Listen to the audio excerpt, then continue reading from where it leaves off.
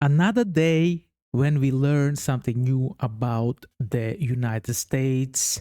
12 nations, not 50 states is the name of the video. Let's react. One nation is how the United States refers to itself, but in reality, this isn't correct. In fact, within the United States, there are 12 competing regions that have their own cultures, values, and priorities. And these regions really act more like independent nations under a single flag. So what are the 12 nations of America? Let's go. One of them is no doubt Texas. Another one, California. The United States has long been viewed as a single nation, a union of states under one flag and one constitution. But beneath the surface lies something deeper. America isn't one nation, it's 12.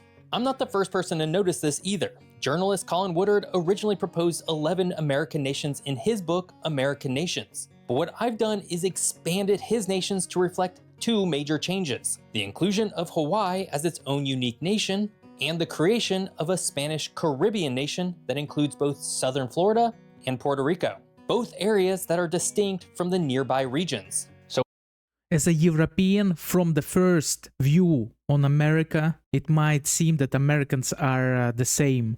But if you dig deeper, you will find out that there's a lot of languages, a lot of cultures. Like, literally, it's much, much deeper than it seems on the surface. with that said, let's get to the nations. If you were to look at a cultural map of the United States, you'd see something very different from the one you learned in school. Instead of state lines, you'd see 12 fluid, overlapping territories stretching across traditional borders and sometimes even national ones. But for this video, we're going to focus just on the nations within the United States, starting in the Northeast. Rooted in New England and stretching into upstate New York, Michigan, Wisconsin, and parts of Minnesota is the nation of Yankeedom. On a map, it hugs the northeastern part of the US and most of the Great Lakes. Centered around New York City and parts of northern New Jersey and the Hudson Valley is the nation of New Netherlands. Probably this is the reason why during the Civil War, the Southerns called the Northerns Yankees? Moving south in central Pennsylvania and heading westward across Ohio, Indiana, Illinois, and parts of Iowa and Missouri is the Midlands. Found along the Chesapeake Bay in eastern Virginia and parts of Maryland and North Carolina is the nation of Tidewater. Why it's New Netherlands? How it's related to New Netherlands? How did they came up with like this name? It resembles the remnant of old colonies along the Atlantic. West of Tidewater is Greater Appalachia, a broad, rugged band that stretches from the hills of western Pennsylvania down through West Virginia, eastern Kentucky and Tennessee, into Arkansas and parts of Texas. Moving south once more and dominating much of Mississippi, Alabama, Georgia, South Carolina, and parts of Louisiana and Texas is the Deep South. In the far south and consisting of southern Florida, especially Miami, and Puerto Rico, is the Spanish Caribbean nation. Now I understand how the South was able to fight against the North during the Civil War, because North is huge. These are the warm states, you know, and where is warm, there the population usually is bigger. Tucked in between the Gulf of Mexico and the Deep South nation is the nation of New France. Moving westward, spanning from Southern California and Arizona across New Mexico and into West Texas is the nation of El Norte. North of El Norte and covering a vast swath of interior California, Nevada, Utah, Arizona, Montana, Idaho, Wyoming, parts of western Texas and the Dakotas, and much of mainland Alaska is the Far West nation. In the far north and west is the left coast, a narrow but powerful strip along the Pacific, stretching from the San Francisco Bay Area up through Portland and Seattle and into the Alaska archipelago. And finally, thousands of miles away from the mainland is the nation of Hawaii. These 12 nations have different politics, cultures, values, and social trends, and they don't follow state boundaries, which were often arbitrarily made at the time and didn't really factor in how actual cultures might develop. For this, that's why it's United States. There's like a bunch of states and they are united by one flag. That's it, basically. This is the explanation of that.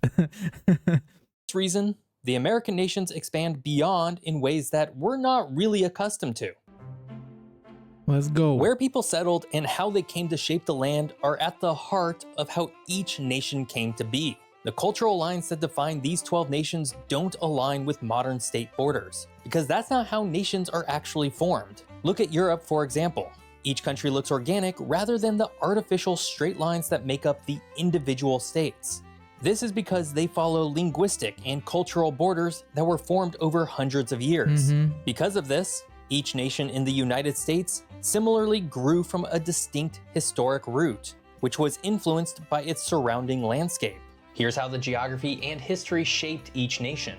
Yankeedom emerged from the Puritan colonies of New England. Settlers arrived seeking a religious utopia and quickly organized around towns, churches, and schools. The geography, rocky soil, dense forests, and harsh winters wasn't ideal for large plantations, but perfect for close-knit, self-sufficient communities. This created... I know that first town that was created, I guess, in Yankeedom, but maybe not in Yankeedom. It was Jamestown.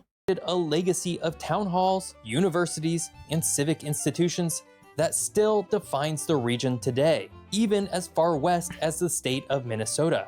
Meanwhile, New Netherlands was originally founded by the Dutch as a commercial trading post and grew in the sheltered natural harbor around modern-day New York City. I didn't know that Dutch own part of America. That's something new for me, man. But Dutch back in the day, they were the goats. I mean, they had one of the most advanced navy in the world. Because of its unique geography, New Netherlands encouraged maritime trade, immigration, and urban density. The Dutch legacy of religious tolerance, multiculturalism, and commerce remains central to its character today. And then there's the Midlands, with its rolling hills, fertile farmland, and navigable rivers. The Midlands were settled by English Quakers and German immigrants who envisioned a pluralistic, agrarian, middle-class society, primarily focused on the colony of Pennsylvania, but encompassing places as far west as Missouri and Iowa. Its geography lent itself to family farms, and its central location helped it evolve into the political swing region of the United States. Tidewater developed along the Chesapeake Bay and eastern North Carolina. Its wide, navigable rivers and access to the Atlantic made it ideal for plantation agriculture and transatlantic trade. This region was settled by English gentry, and its flat coastal plains supported a hierarchical society based on tobacco, enslavement, and exporting agriculture for wealth. The rugged Appalachian Mountains, of course, define Greater Appalachia. This nation is isolated and heavily forested in the east, but rich in natural resources. Originally settled by Scot-Irish frontiersmen, Greater Appalachia developed a fiercely independent culture shaped by subsistence farming and clan loyalty. The mountains both isolated the region and protected its traditions. This rough and tough rural mentality extended as far west as northern Texas. Formed by slaveholding elites in the south, the Deep South's flat, humid coastal plains and river deltas were perfect for cotton and sugar plantations. This geography enabled a brutal plantation economy supported by enslavement, which in turn gave it its distinct African American culture today. Its original aristocratic culture, racial caste system, and economic inequality can be traced back to this colonial foundation. Here in Latvia, we had slavery also. Back in the day, when Latvia was part of a Russian Empire, we had slavery, and it was called kripasnoye pravo.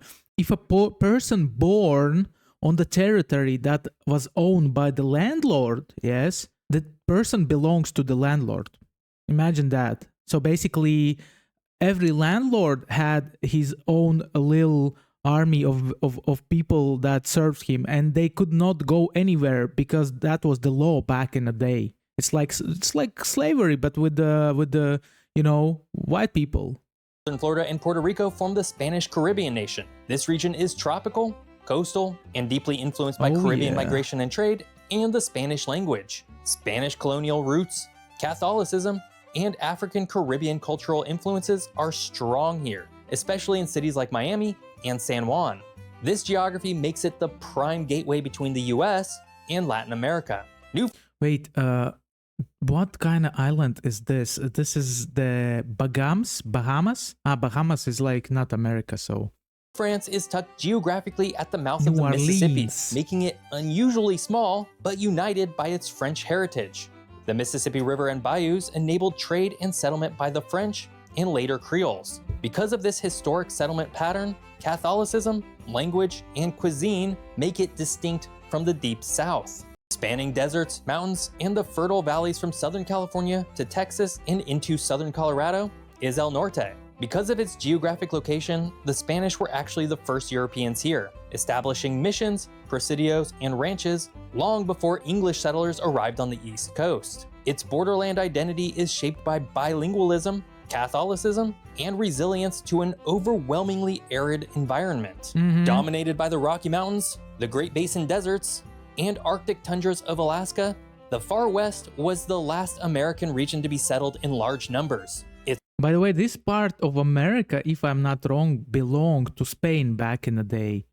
Los Angeles, if I'm not wrong, was like called Los Angeles not by the Americans, because it's like Spanish word, if I'm not wrong. Its harsh environment required massive government infrastructure, from dams and railroads to military bases and eventual airports, to support human settlements.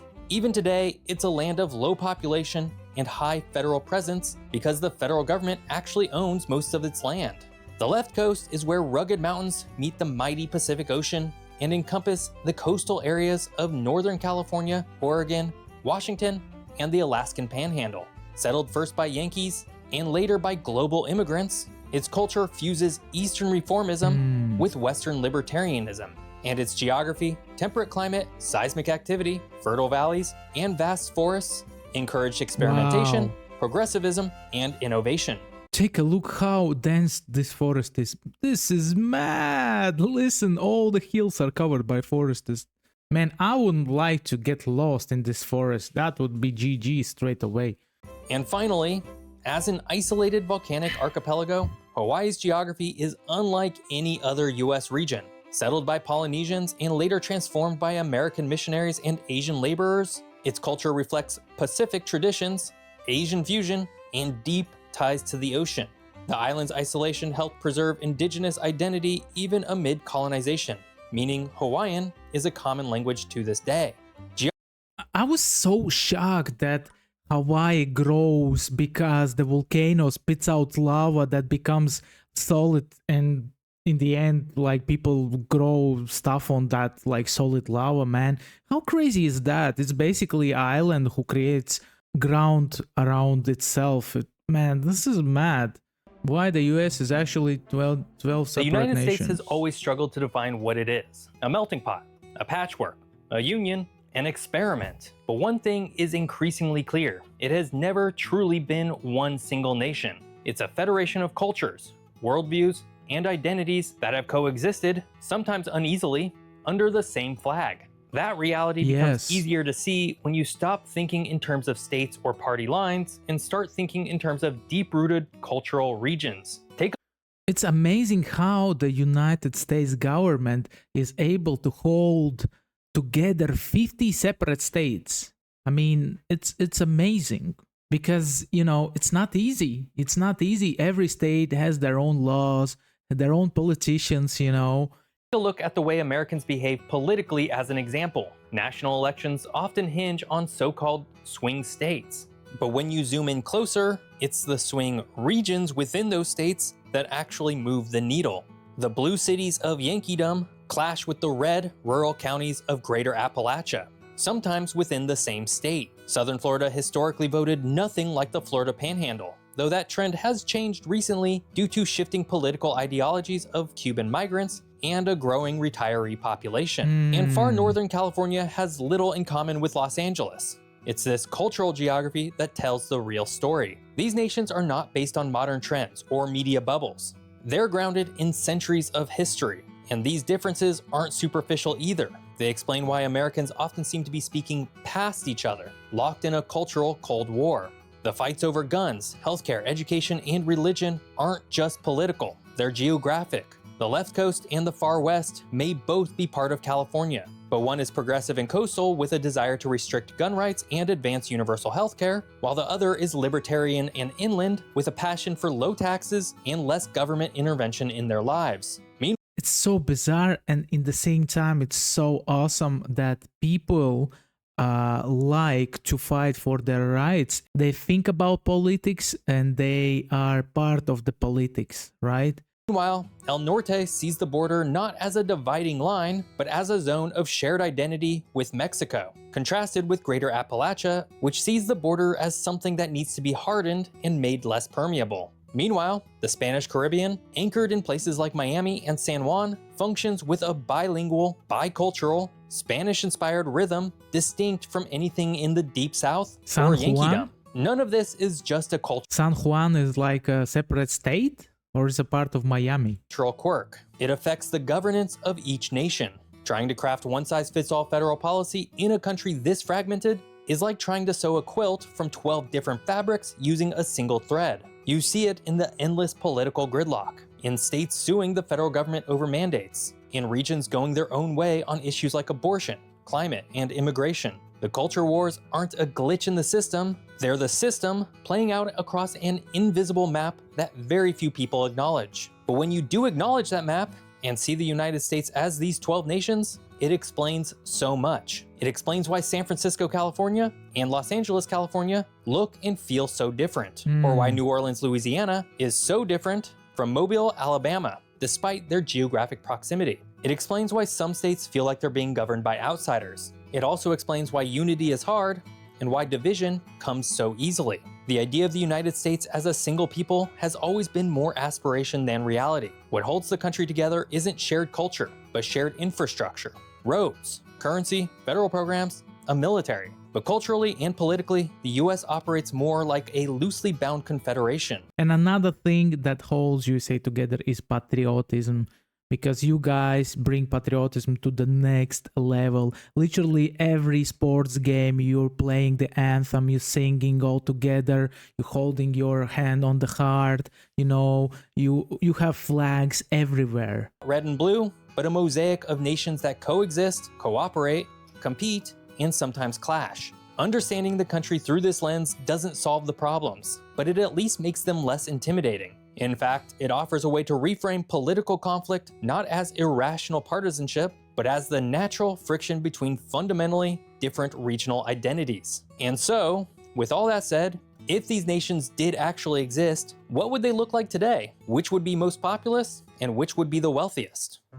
Texas, no doubt about that. Texas and California for shizzle. If the United States were to break apart, not just politically, but culturally and geographically, it probably wouldn't fracture into red and blue states. It would likely splinter along the lines of these 12 nations, or something close to it. During that time, some would thrive, others would struggle, and a few would quickly seek alliances with the others to stay afloat. Yankeedom, with a population of nearly 58 million and a median income close to $57,000, would be a powerful nation. It would inherit much of the intellectual, educational, and technological infrastructure of the Northeast and the Great Lakes. With elite universities, corporate headquarters, and deep ties to Canada and Western Europe, Yankeedom would function as a progressive, internationally oriented republic. Yankeedom would find a natural ally in the left coast, a smaller nation in terms of population, but wealthier per capita and similarly forward-thinking in tech, sustainability, and civil liberties. A Yankeedom left coast alliance would be a powerful and progressive counterweight to the other blocs.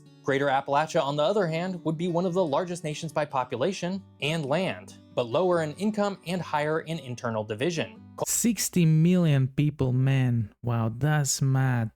It's a lot of people. That's a lot of people. In my country, in Latvia, we have 1.8 million people. Imagine, like, I cannot imagine 60 million people living in one place. That's kind of crazy. Culturally rugged and libertarian-leaning, it might resist federal-style unity altogether, opting instead for a loosely aligned federation or even full decentralization. After all, how do you tie Appalachia to Oklahoma and northern Texas? Culturally, it would likely have deep through the Mississippi River, probably. ties to the far west, another vast and sparsely populated nation, and could lead to a rural alliance focused on resource extraction, states' rights, and small government. The deep Would it be? I'm not sure about that. There's a chance that Alaska would be just separate like country because it's so far. Take a look at that, like the distance between the mainland, the USA, and Alaska. I mean, that's a long distance. It's no joke, and there's like maybe they would be allies, maybe they wouldn't be allies, you never know. Focused on resource extraction, states' rights, and small government. The Deep South, with 45 million people and a median income below $44,000, would likely emerge as a conservative powerhouse with strong emphasis on tradition, religion, and business-friendly policies. Its historic distrust of centralized government might persist, but its internal cohesion would make it a formidable, independent entity. It would also be the region with the highest African American population, perhaps shifting it politically in ways not expected.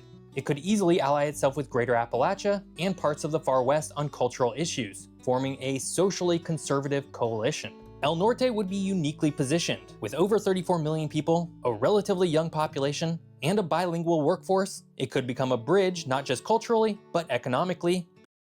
Hopefully it won't happen because America looks good as it is right now.